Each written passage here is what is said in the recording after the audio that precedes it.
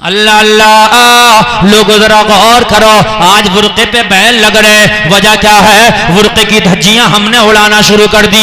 आज नकाब पे बैन लग रहे, धज्जियां हमने उड़ाना शुरू कर दी। लोगों कान खोल के सुन लो, अगर बुर्के को अपनाया होता, नकाब को अपनाया होता, किसी माई के लाल की ताकत नहीं थी कि हमारे बुर्के को बैन कर देता।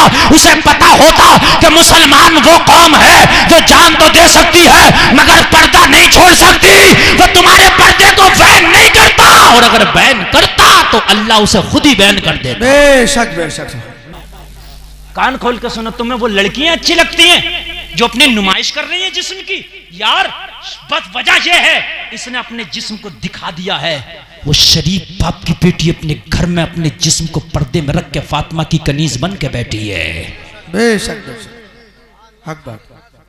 इज्जत इसकी ज्यादा है, अल्लाह की नजर में भी, अल्लाह के रसूल की नजर में। जी हक बात। जब वो तेरे निकाह में आएगी, तू उससे निकाह करेगा तो वो सिर्फ तेरी होगी। जी।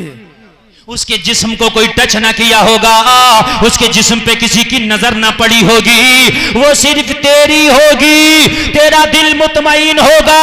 अल्लाह ने पैदा किया था, तेरी अमानत थी, तेरी अमानत तुझे मिल गई। जो बेपर्दा रहती है, अपने जिस्मों को दिखाती है, दूसरों से दोस्ती करती है, वो उस बिकने वाली मिठाई की तरह है जिसपे गंदी मक्खी भी बैठती है, जिसपे हर चीज हाथ लगा देती है। अब फैसला तुम्हारे हाथ है, उस गंदी मिठाई को पसंद करोगे या उस 4 रुपए वाले पार्ले के पैकिंग वाले पैकेट को पसंद करोगे? वाह, बहुत बढ़िया नुक्ता, बहुत बढ़िया।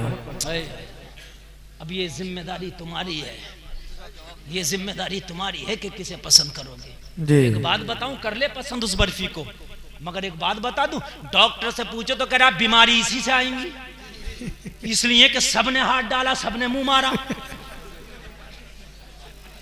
मेरी बात जरा सुनो यार, मेरी बात समझो। जी जी हक बात। गंदी मक्खी भी इस पे बैठी थी, जो गलाजत में से आई वो भी बैठी थी। और अब तो कोरोना चल रहा है, इस वक्त तो बिल्कुल जायज ही नहीं है?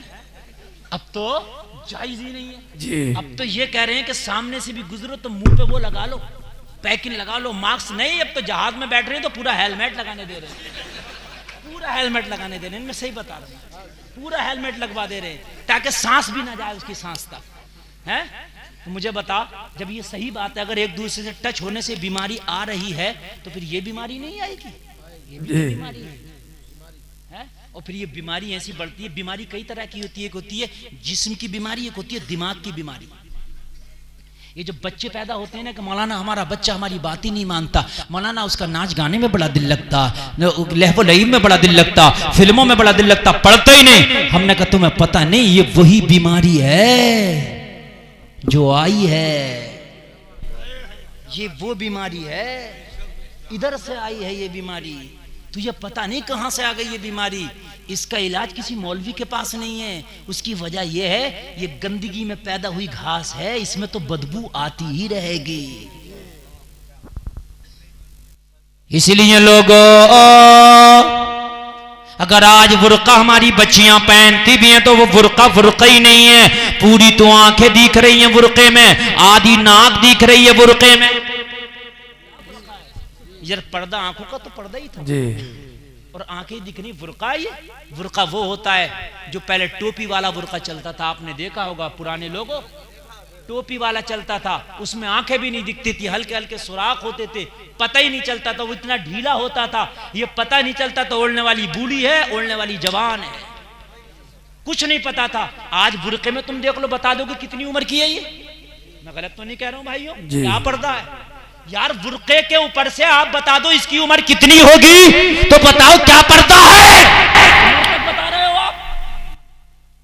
इतना चुस्त बुर्का या इतना टाइट बुर्का या इतना बारीक बुर्का, उसमें आंखें दिख रही, बाल बुर्के से बाहर है, या बुर्का नहीं। कपड़े गंदे ना हो इसलिए ऊपर से ये जो है आपने कवर ओढ़ लिया। जी जी, बस कपड़े गंदे ना हो, कवर है और कुछ नहीं है। शेरवानी मैंने पहनी, इसके ऊपर कवर था, कवर से निकाला पहन लिया। क्यों कवर लगाया? ताकि धूल उल्ला आए, बस इसलिए हमारे कपड़े गंदे ना हो। नौजवानों बैठो, उठ के मत जाओ बेटे, बैठो। कोई अगर अपनी हाजत है तो जाओ, लेकिन ये तकरीर जाने की हो रही है, मुझे बताइए आप। मैं बड़े दिल से तकरीर कर रहा हूं, अल्लाह सलामत रखे। अगर मेरी कौम इस पर अमल कर लेना तो खुदा की कसम खा के कहता हूं हमारा मुआशरा सुधर जाएगा।